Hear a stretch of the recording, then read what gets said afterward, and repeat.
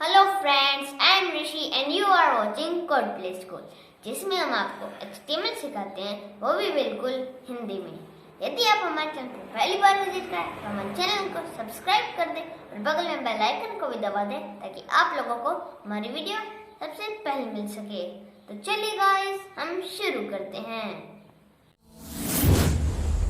Code Play School, learn coding for kids.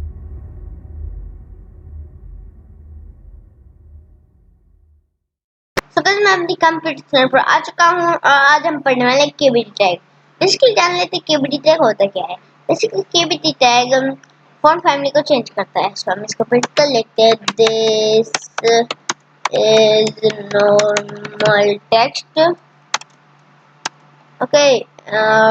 KBD, अब इधर लिखते हैं दिस इज केबीडी टेक्स्ट। तो हम इधर देखते हैं, जैसे आप लोग देख सकते हैं नॉर्मल टेक्स्ट में ऐसी फॉन्ट फैमिली आती है, पर केबीडी टेक्स्ट में ऐसी मतलब फॉन्ट फैमिली दोनों चेंज है, साइज वाइज सब कुछ।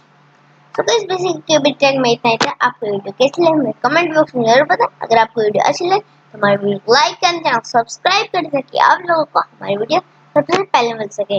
Bye bye guys, we will see you next time.